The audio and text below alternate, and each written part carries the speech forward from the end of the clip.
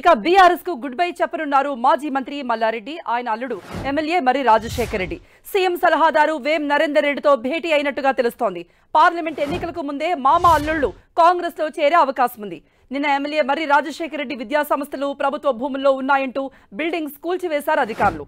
మల్కాజ్గిరి ఎంపీగా ఉన్న సమయంలో వీటిపై ఫిర్యాదులు చేశారు రేవంత్ రెడ్డి. ఆ ఫిర్యాదుల ఆధారంగా కూల్చివేత చర్యలు చేపట్టారు అధికారులు.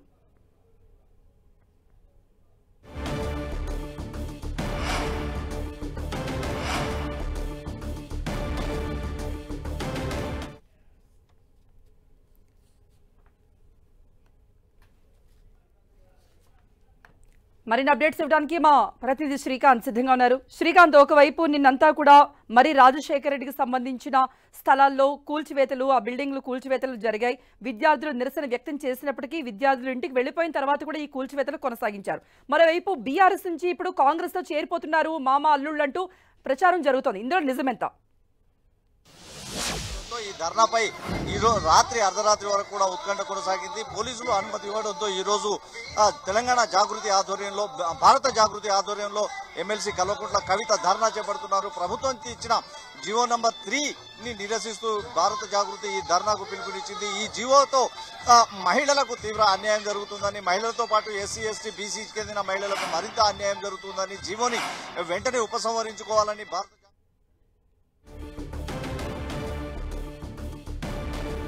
సో మల్లారెడ్డి అల్లుడు రాజశేఖర్ రెడ్డి ఇద్దరు కూడా కాంగ్రెస్ లో చేరుతున్నారా? ఈ మేరకు రంగం సిద్ధం చేసుకుంటున్నారా? ఈ మేరకు సీఎం రేవంత్ రెడ్డితో చర్చించేందుకు, ఆయనతో అపాయింట్మెంట్ కోసం వాళ్ళు వెయిట్ చేస్తున్నారా అంటే అలాగే ప్రచారం జరుగుతోంది. మరోవైపు ప్రభుత్వ భవన్లో బిల్డింగ్స్ ఉన్నాయంటూ మరి రాజశేఖర రెడ్డికి సంబంధించిన భవనాల్ని కూల్చివేస్తున్న సమయంలో ఇప్పుడు బీఆర్ఎస్ నుంచి కాంగ్రెస్ లో మరి రాజశేఖర రెడ్డి, మల్లారెడ్డి ఇద్దరు కూడా చేరుతున్నారన్న ప్రచారం అయితే జోరుగా సాగుతోంది. ఈ బిల్డింగ్లు కూల్చివేతలు ఇవన్నీ చూసి పార్టీ మారుతున్నారా, లేకపోతే కాంగ్రెస్ లో చేరాలనే ముందు నుంచి ఆలోచనతో వెళుతున్నారా అనేది, ఏ విధంగా ఎందుకు మారాలి అనుకుంటున్నారు పార్టీ అనేది కూడా ఒక బిగ్ క్వశ్చన్ గా మారింది. సో ప్రెసెంట్ అయితే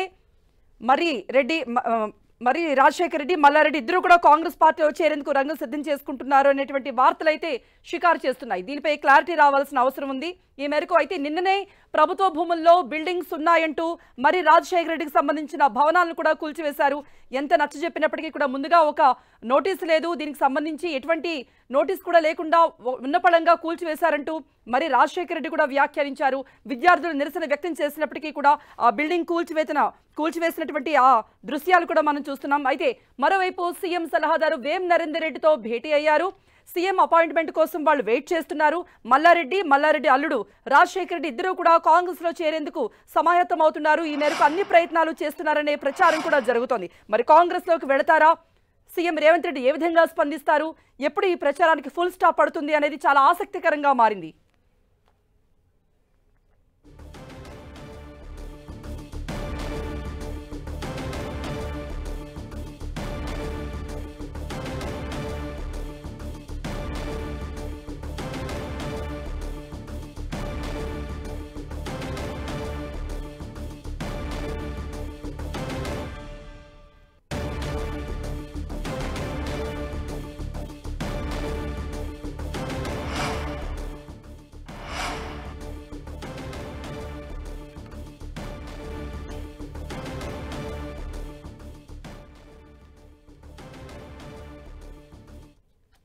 ఇక దీనిపై మరిన్ని అప్డేట్స్ ఇవ్వడానికి మా ప్రతినిధి శ్రీకాంత్ సిద్ధంగా ఉన్నారు. శ్రీకాంత్, నిన్న చూసాం మొత్తం బిల్డింగ్ అంతా కూడా కూల్చివేశారు.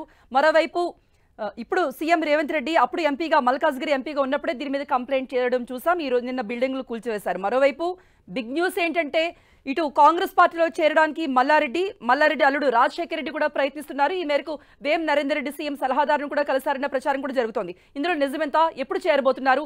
కాంగ్రెస్ నుంచి ఎటువంటి స్పందన కనబడుతోంది?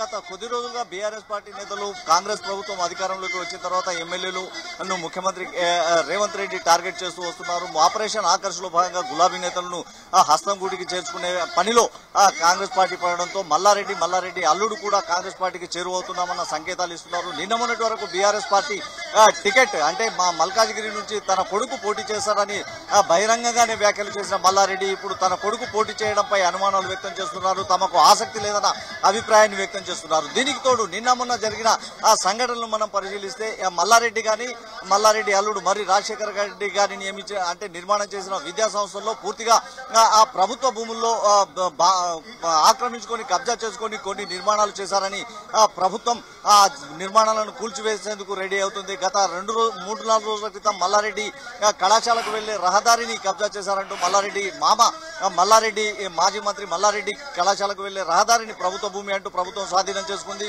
నిన్న మల్లారెడ్డి అల్లుడు మరి రాజశేఖర్ రెడ్డి విద్యా సంస్థలు కూడా ఆ ప్రభుత్వ భూముల్లో నిర్మాణం చేశాయని కొన్నింటిని కూల్చివేయడం జరిగింది. ఈ నేపథ్యంలో మామ అల్లుళ్ళు ఇద్దరు కూడా ఆ కాంగ్రెస్ పార్టీకి చేరువయ్యేందుకు రెడీ అవుతున్నారన్న ఆ ప్రచారం జోరుగా జరుగుతుంది. అందుకు అనుగుణంగానే ముఖ్యమంత్రి కేసీఆర్ కు అత్యంత సన్నిహితుడుగా ఉన్న ప్రభుత్వ సలహాదారు వేం నరేందర్ రెడ్డితో ఇద్దరు కూడా భేటీ అయ్యారు.